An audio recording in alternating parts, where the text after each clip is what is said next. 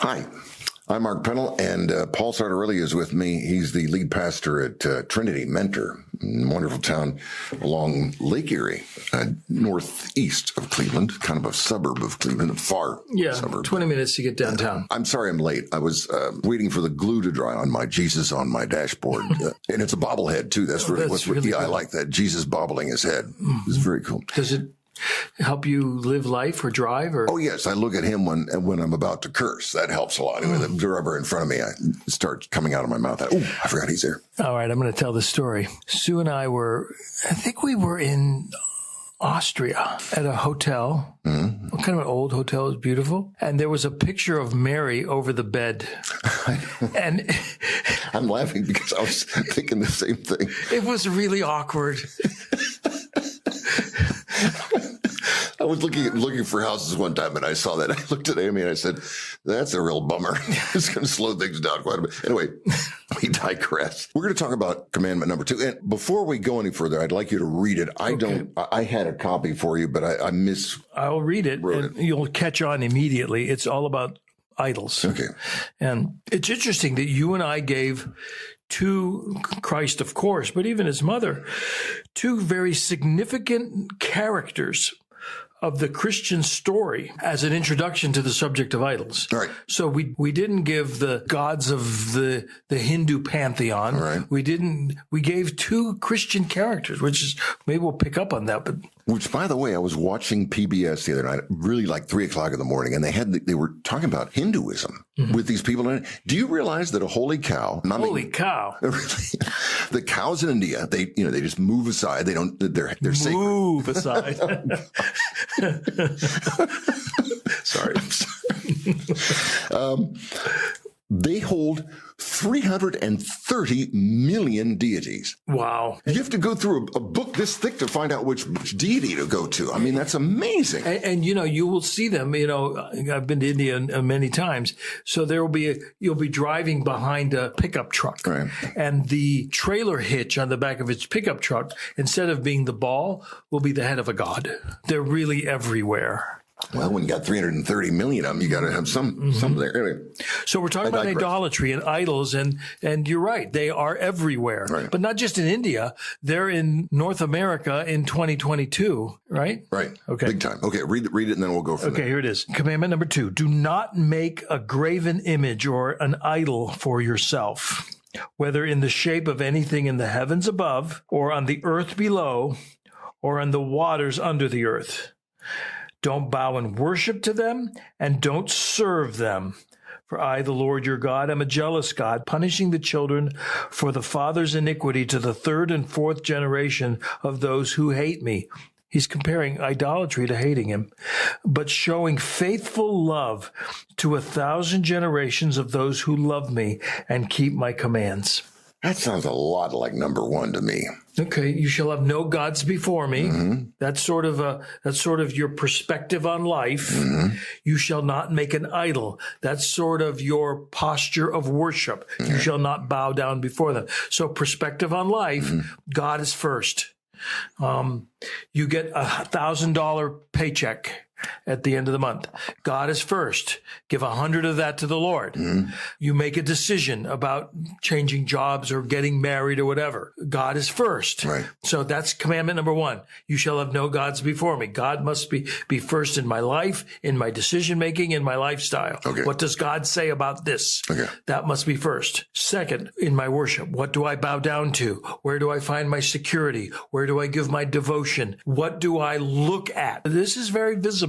Don't make an idol. What do I look at? Do I look at the mirror? Do I look at my garage? Do I look at my bank account? Where do my senses take me for devotion, for security, for worship? They're similar, but they are a little bit different. Just back up for a second. You and I were having breakfast last week, and we were talking about something that I thought was rather interesting. A lot of times people nowadays look at the laws that God laid out as restricting us. If there hadn't been the 10 Commandments, sooner or later, we would have done anything anything, and you say that there's natural law. Explain that. That's sort of a sociological and even a theological phrase, that there is natural law, meaning inherent in the nature of humans, but even in the nature of creation, there is natural law. So that a tribe in the corner of the world somewhere that never heard the Bible at all will still have some laws that will reflect naturally. Laws of self-preservation. So don't murder. Okay. Laws regarding society, even laws regarding relationship. And so those are natural law. There's all books on them. They're very intriguing, but it's natural law inherent in us. There is natural law. Paul picks up that Romans 1 and 2 when he talks about we have the law written on our hearts.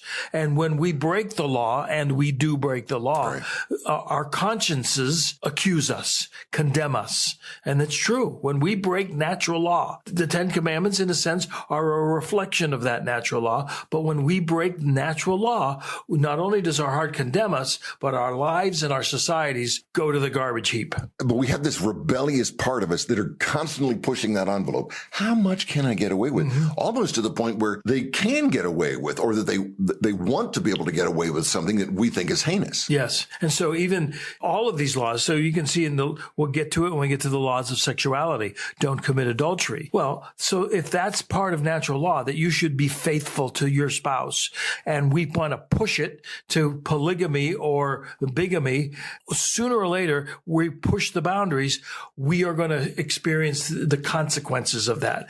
Same with murder. We're going to get to that when we say don't murder. And whether it's war or actual murder, or even I would throw abortion in there, those issues of killing the innocent, push the boundaries, ultimately the consequences are going to come back on you. And so commandment number 2, don't make an idol. Well, we want to make an idol. I want to make my tennis racket my idol, or my Beatle records my idol. Or my liquor bottle. Yes. Yeah. You can talk about that, because what does he say? Ultimately, the consequences will go to the children for the father's iniquity of the 3rd and 4th generation. You can talk on that. Children of alcoholic, the consequences of having alcoholism, I think you're going there, as an idol, right, it's going to affect not only you, but society and your children. I worshipped the Bible. The bottle. Bible doddle, Buddha. I worshipped the bottle. Loved Tanqueray gin. That was good tasting. But it really was what it was. I was getting into the Bible. The Bible. I can't do this. See, you have so much of an idol. The problem was I worshipped liquor. I waited for the next time I could get drunk. And it ruined destroyed my life at that time. And I had nothing, really. I'd lost everything around me because of the bottle. And it was because I worshiped the bottle. Okay. Now, think about how that could have affected your kids. That's the point. I heard from somebody not too many years ago, and I kind of took this to heart. He said, because I quit drinking, I broke the cycle, as it says, that my children had much less of a chance to become an alcoholic. Now, whether or not science backs that up or not, I don't know, because it is true that a lot of times it's heredity. That you're bent toward it. My father, my grandfather, my other grandfather, they're all drunks. My children have no interest in getting drinks. They don't care. And your children are in their 20s. Right. So I'm so grateful to our Heavenly Father that has happened. The breaking of the cycle, I'm not sure, but it sure is pointing it to it that way. So before we get to this command, it's relevant. I want you to do something. What? Give our listeners a little bit of hope. Maybe someone listening is an alcoholic, or they're married to one. Give them some hope that this isn't, you mentioned the idolatry of the bottle, certainly, but give that alcoholic that's listening right now that doesn't know how to get rid of his addiction, give him some hope, or that person that's married to someone. Say a few words to them. Well, all right. I'm no expert, but with me it was, and there are 12 rules in Alcoholics Anonymous. The first one is, and I deeply believe, as a matter of fact, I didn't even really go much further than number 1 because I was so committed than that one. You have to believe in a higher power. And what you do is, and I'm not saying, if you're not ready to accept Jesus, just look at something that's more powerful than you, that might be watching over you, that might be protecting you, that might want you to stay sober. When you're thinking about the next drink, don't think of yourself as alone, but that something is with you. Someone, some power is with you. Now, what happened with me was that after 2 years of sobriety, I knew it wasn't me that kept me sober. I just knew there was something out there that was that higher power. And then I ended up giving my life to Jesus. And that's what I'd love you to do ultimately. But first, depend on something there that is maybe your imagination. I don't know, but there's something you have to cling to that is beyond you. That's really good. So if you're listening, hear that. Maybe there's an AA chapter near you. Maybe you should go to that. Absolutely. Or maybe to a pastor of a church near you who can point you in the right direction. There is hope. All of our addictions can be overcome over time. It's not easy. There is hope. Thank you for that. I deeply believe in AA. Where it led me is wonderful, and it kept me sober. Anybody that criticizes it gets back of my neck. I don't do that. Okay. Anyway, so John Calvin had something wonderful to say. What was it that he said? That God is spiritual. What does that mean? He's talking about this command when he gets there, when he says that command number 2, you shall not make a graven image. Don't carve something. Don't call this God and carve it, because God is spiritual. And if you try to make a replica of God, if you try to make an idol and say, this is my God, you've missed the boat, because God is spiritual. You can't see him. You can't touch him. He's not physical. And that's idolatry. Jesus hit on it too. When he's talking to the woman at the well, when he talks about how we worship God, he must be worshiped in spirit and in truth. So in as much as I am worshiping this or my car or anything else that I give my security, my identity, my devotion to, anything that's physical. I love pens. They can become idols for me. I'm misrepresenting God. That's Calvin's point. God is spiritual. You can't see him. And anything that you want to use to represent him, he made it. Okay, but now I'm going to throw a wrench into the works here. The woman that touched his robe Jesus' robe to be healed, she worshiped him. There were people that worshiped the deity. There he was right there, the God. What's the difference between worshiping this creature that you can actually see and touch as opposed to the spirituality? That's a great question. And it should even get us into, I think, the limits of that. And that's even includes artwork. We just celebrated Good Friday and Easter Sunday. The theological word of the person of Christ is he is the incarnate God. Think of chili con carne, meat. Okay. It's God with meat on his bones. Got it. And so Jesus is still fully God and fully man. And so the woman touched what the apostles saw, or what Thomas saw when he saw the nail prints. My Lord and my God. He saw God in human flesh. Okay. Is it okay to paint paintings of God in human flesh? I think, again, disagree with me if you want. I think it's okay. I think when the great painters paint paintings of Christ, they're painting the human image. So they're not painting something that's invisible and trying to depict it physically. Right. They are painting what is physical. Rembrandt's one of my favorite painters. Me too. He's done a number of biblical stories. I don't think this command is going against the art or the education of depicting biblical stories in manners that we can see. This is about don't worship those stories. Don't worship that painting. Yes. Is that good? So absolutely. God is invisible. And yet John would say in the first chapter of the Gospel of John that Jesus that came in flesh has explained God. He has exegeted literally the word. So anything you need to know about the character of God, look at Jesus. But you can look at Jesus because he was a man. Okay. And so to depict that man, I think is okay. Just don't worship that painting. Don't worship the man. Worship the Lord. Is that kind of it? Don't worship the painting of the man. Okay. Worship the man. Worship Jesus. Right. Absolutely worship Jesus. Yeah, right. Fully God, fully man. Worship Father, Son, and Holy Spirit. Just be careful you're not worshiping the painting or the idol or yes. You said, you have written down here, I think it's got to be said. The application you said, Calvin said what? Our hearts are idol factories. Isn't that great? Meaning we're creating them. cranking it out. Yes. I grew up in Mahoning County, the Mahoning Valley of Ohio, where we had the Packard Electric plant. Oh, yeah. And we had all kinds of factories, and boy, did they stink. And you could even see the pollution at night, at sunset, the factories. It's wonderful for your eyes, your nose, and you could hear them. That's our hearts. When our hearts are idol factories, they stink. They smell. And so think of all the different idols. I wrote down some of my idols. Yeah. My family can be an idol. Technology, my phone can be an idol. The Beatles can be an idol. I love the Beatles. Yeah. Your pen is the Beatles. It is, which is another idol.